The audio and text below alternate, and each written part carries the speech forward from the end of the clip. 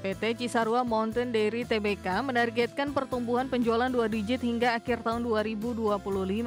Cimory mencatatkan penjualan sebesar 5,14 triliun rupiah pada semester 1 2025, naik 16,59% dibandingkan 4,41 triliun pada periode yang sama tahun sebelumnya. Selain itu, laba periode berjalan turut meningkat 23,8% menjadi 993,8 miliar rupiah dari 802,4 miliar rupiah.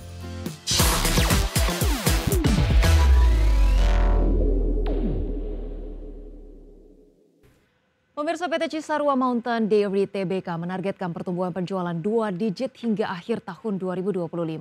Perusahaan optimistis mempertahankan tren positif yang sudah terlihat selama semester pertama sebagai momentum untuk bertumbuh berkelanjutan dari tahun ke tahun.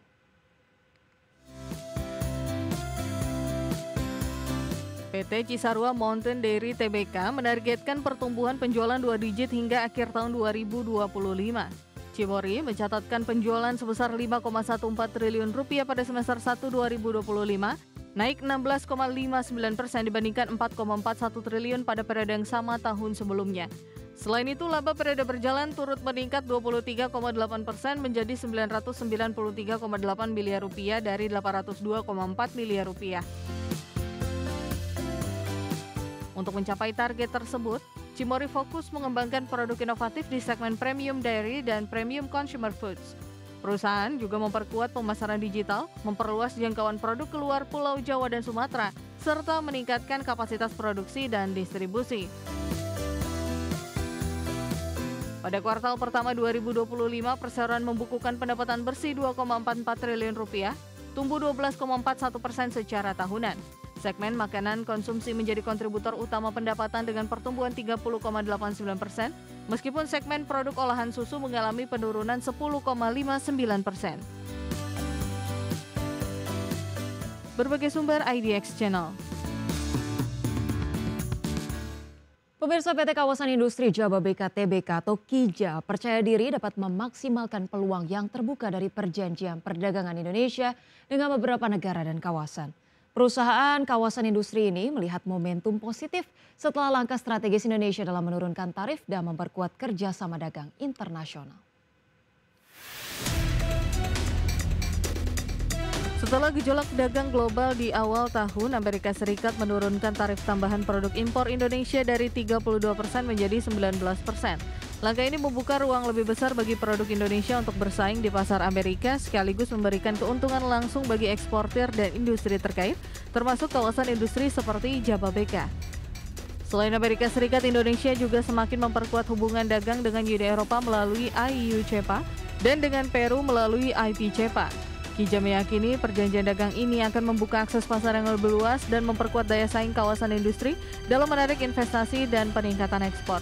Mengantisipasi peluang tersebut, perseroan terus memperkuat pengembangan infrastruktur dan layanan untuk menarik investor baru serta mendukung pertumbuhan bisnis kawasan industri.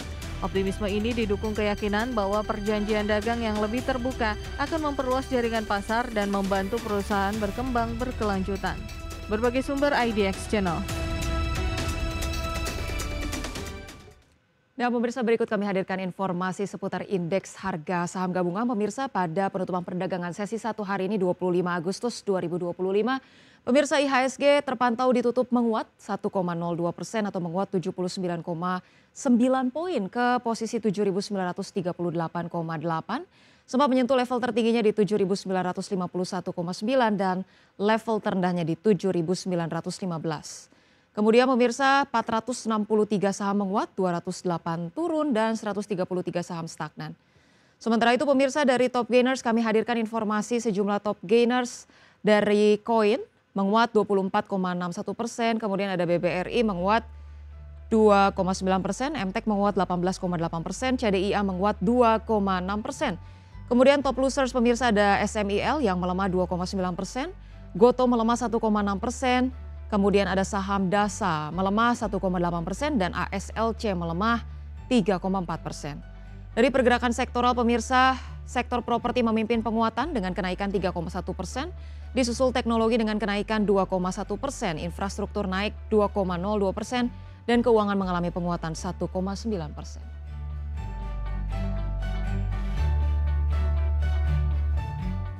Pemirsa, PT MNC Capital Indonesia Tbk resmi masuk ke dalam FTSE Global Equity Index Series kategori Microcap untuk periode September 2025. Pencapaian ini menegaskan kepercayaan investor global terhadap fundamental perusahaan, sekaligus memperkuat posisi BCAP di pasar keuangan internasional.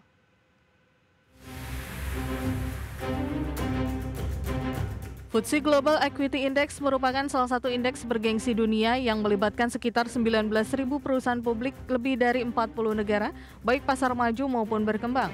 Indeks ini menjadi acuan penting bagi investor dalam melakukan diversifikasi dan strategi investasi global. Direktur Utama PT MNC Capital Indonesia Tbk Yudi Hamka menyampaikan bahwa masuknya perseroan ke dalam indeks FTSE Global menandakan validitas fundamental perusahaan dan peningkatan eksposur investor global. Perseroan terus mengembangkan Super App Motion Bank dan solusi digital inovatif seperti layanan flash untuk mendorong pertumbuhan berkelanjutan.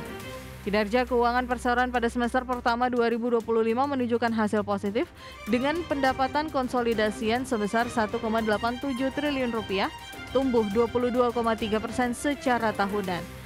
Kontribusi pendapatan bunga dan dividen sebesar 1,04 triliun rupiah, ditambah lonjakan pendapatan premi bersih dan pendapatan digital yang signifikan, mendukung peningkatan laba bersih menjadi 107,1 miliar rupiah. Sementara itu, perseroan resmi memperkenalkan Flash, rebranding dari platform Flash Mobile yang merupakan solusi payment gateway generasi baru yang lebih modern, cepat, dan mudah digunakan. Dengan platform baru ini, merchant dapat melakukan onboarding instan melalui website resmi dan tanpa prosedur rumit. Berbagai sumber IDX Channel.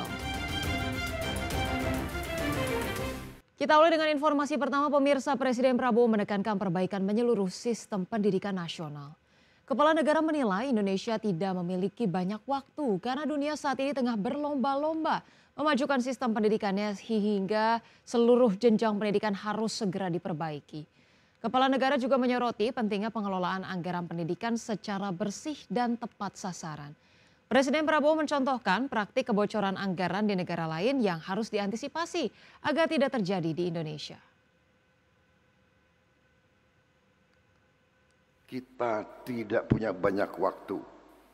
Karena itu, salah satu upaya kita memperbaiki pendidikan kita. Tidak hanya di 1, 2, 3 bidang.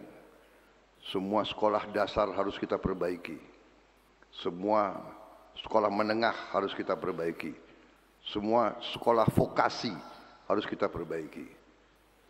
Semua perguruan tinggi harus kita perbaiki. Anggaran kita besar,